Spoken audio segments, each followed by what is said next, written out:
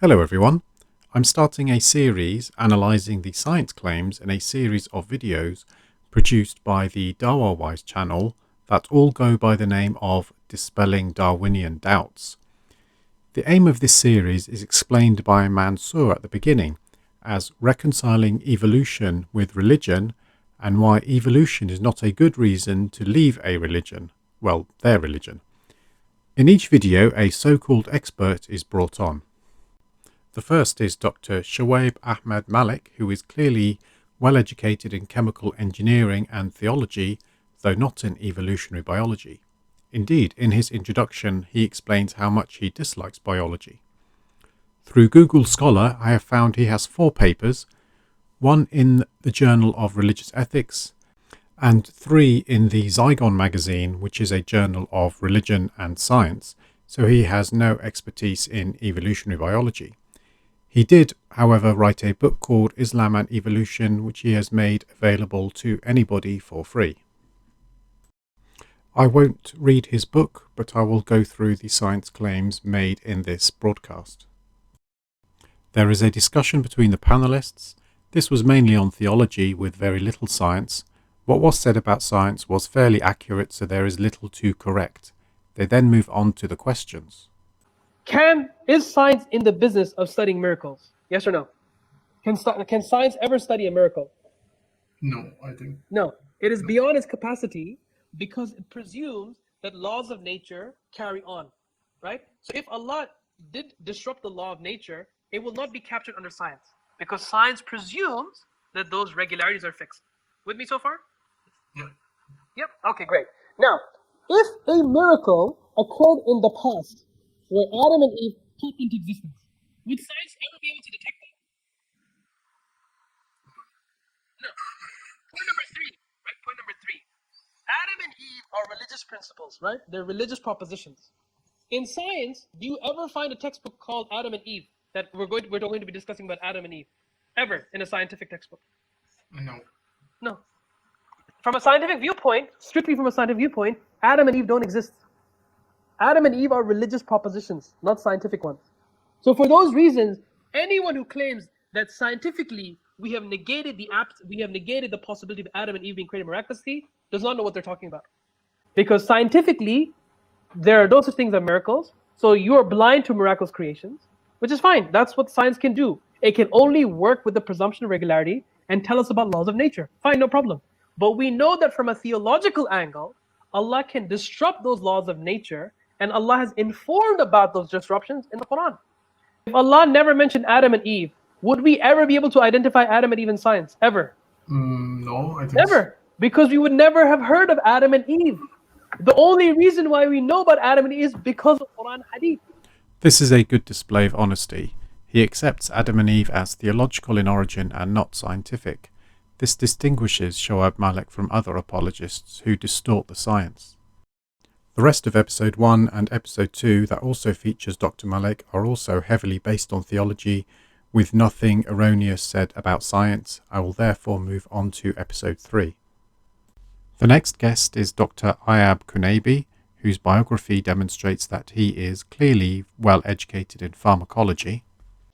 Now, about the assumptions of Darwin assumed that all forms of living organisms originated from a common ancestor or a few ancestors through random changes and blind natural selection without any intention or will in the process, or in Darwin's words, there was no plan of creation.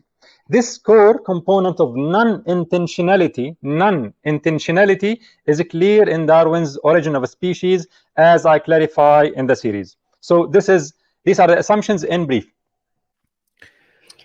Right, so from your thorough inspection of the theory of evolution, how do you observe it? Do you believe that it has some major holes and gaps? While lacking some observations that may be discovered in the future, evolution does not qualify for this, as by its assumption of randomness and chance, it contradicts reason, logic, and science, as we said. Well, that was a pretty bold opening statement. Let's see if he supplies any evidence to back up that claim. So it is a baseless hypothesis which relies on false evidence or misinterpretation of scientific evidence. That opening statement was followed by an even more bold assertion. The burden of proof on him to supply evidence to back up his claims is already high. So calling it a theory with gaps is an undeserved upgrade again. And this is why I insist on calling it the myth of evolution. I can't wait to see the mountains of evidence he has to back up his claims. Perhaps he's not aware that in science, a theory is a well-substantiated explanation of some aspect of the natural world that can incorporate facts, laws, inferences, and tested hypotheses. This is the case with evolution, which is why it is called the theory of evolution.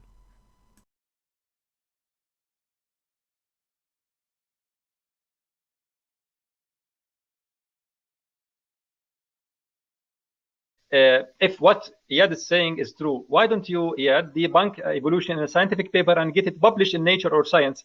You might then win a Nobel Prize for it. Well, this is what we discussed in the episode, Will I Get a Nobel Prize?, in which we show an example of intellectual terrorism and academic bias practiced by the evolutionary lobby against anyone who dares to question the idea of evolution or mentions creation. I'm seriously beginning to wonder which planet this guy is from. I will of course continue with this video, though the end can't come soon enough. Which they refer to as pseudoscience. They refer to creation as pseudoscience, and they consider their evolutionary myth the true science. I doubt he knows the meaning of any of these words that he's saying, but let's look into this claim. This slide demonstrates the distinction between science and pseudoscience. We can see here that creationism is the pseudoscience. It starts with a conclusion that an entity, usually the god of their particular religion, did it and then works backwards to confirm it. It makes grandiose claims that go beyond the evidence. It cherry-picks the data, ignoring any evidence that contradicts it. It is not testable or falsifiable. Evolution, on the other hand, has plenty of supporting evidence, both for common descent from multiple different disciplines and for the mechanism, now known as the modern synthesis. The experiments use rigorous and repeatable methods, embraces criticism, and is updated when new evidence arises. Evolution can be falsified. This all shows that evolution is science. And by the way, in one of the episodes of the Journey of Certainty, I highlight this fact that the origin of science is an Islamic origin. He did not present any evidence for this claim, but it is patently absurd. The history of science goes back to well before Islamic times. And I think it was the episode with the title, An Atheist Cannot Produce Science While Being Atheist. Yes, you can get some data or you can get the scientific papers from an atheist, but he has to leave his atheism in the way he approaches science to produce fruitful and beneficial science. The rest of this episode involves Dr. Kunabi making further unsubstantiated claims, arguments from personal incredulity, and instead of giving evidence for these claims, he refers the viewer to watch one of the videos on his channel for the explanation. I may do an analysis of these videos at a later point. The next so-called expert is Sabor Ahmed, who needs no introduction, especially to viewers of my channel. Where we can draw the battle lines is to explain what is scientism and the role of scientism, the development of scientism, the hijacking of science by scientistic people, not scientific, scientistic people, people who subscribe to the worldview of scientism. And once we explain the difference between science and scientism, then we can actually go into what is the problem with scientism and its relation to epistemology. To anybody familiar with Sabor, this of course is nothing new. Scientism is used in a pejorative sense. It is defined as the opinion that science and the scientific method are the best or only way to render truth about the world and reality. When used pejoratively, as in this case, it is often to try to portray science as another religion and that scientific claims are just as valid or inferior to religious claims. Scientism is the disease, and that disease has formed out of this failed philosophical idea. And because of the high status that we as human beings give science and scientists and people who, like, for example, they've done research to show everyone trusts doctors, right? People love doctors and they trust them. So they've used that mantle of science to push this toxic epistemology. And then the derivative of that, like I mentioned, is things like Darwinian evolution, which they use to, again, undermine our theistic positions. The theistic positions are undermined due to a lack of evidence themselves. Science does not accept so-called revealed truth as evidence. Every theist values their theistic claim as higher than that of other theistic claims from other religions. What is valued higher is simply due to faith. Science, however, does not rely on faith, so in this context, science is a more reliable pathway to true knowledge. Another pillar of the people who push this scientism view is the certainty with which they talk about science. They talk about science as if science is there to give you absolute truths, to give you things which are unchangeable, immutable, irreversible. Nobody ever says that. That is something that you say that I have to correct in many videos. I notice you never actually name anybody who says that. By definition, science changes with new evidence. A revised theory that incorporates new evidence must still take into account already known evidence. The revised theory becomes more accurate. As we know more and more, the chances of a theory being completely discarded in place of a new one rather than being revised becomes less. He then goes through some of the limitations of science, things which are already widely known, especially to people who understand the scientific model. Fourth problem is theory ladenness. Theory ladenness means before you look at data, you already have a theory in mind. Therefore, you're biased towards getting certain data, and hence your theory is always going to be there to be confirmed, right? I had to stop the video here to comment on this ridiculous point. This demonstrates how clueless he is with science. Does he really think that scientists have to discard all presumptions when doing science? So according to him, somebody doing an experiment on gravity has to completely disregard the knowledge that masses are attracted to each other. The reality is that scientists have hypotheses based on their knowledge.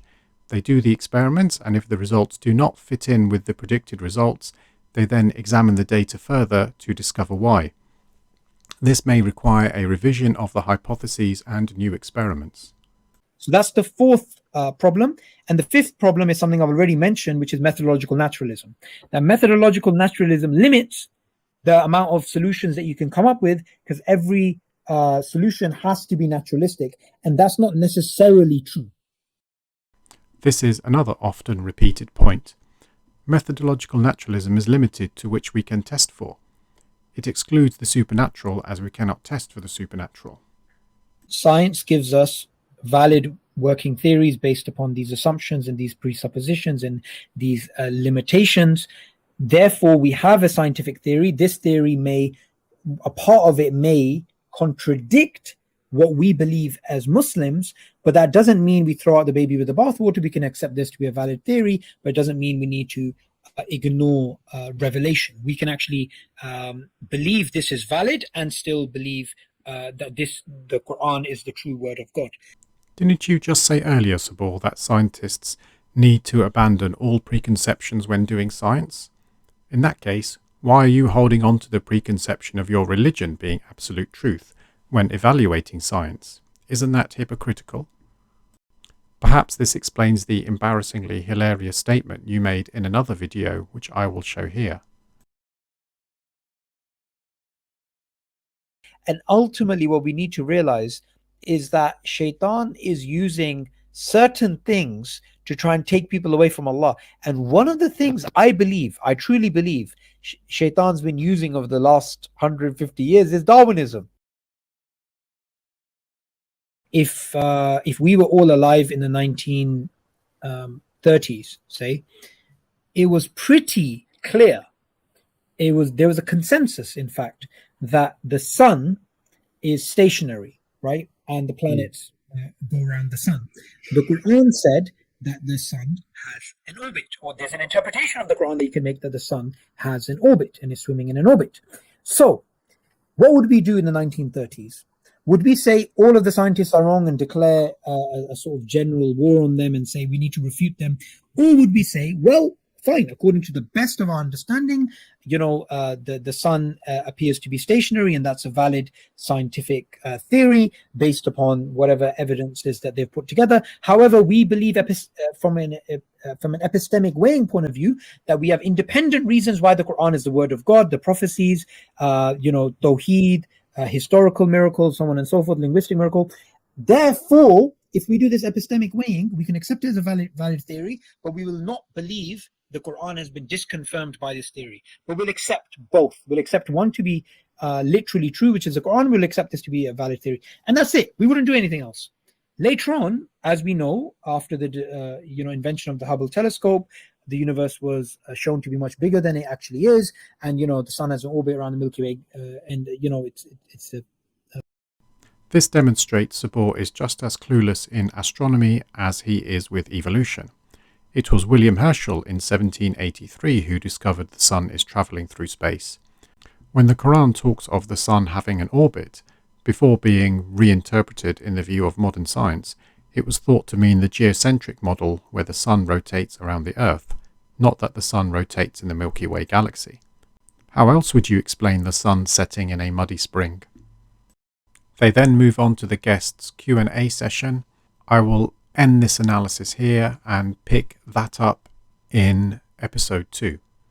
Thank you for watching, and let me know what you think in the comment section.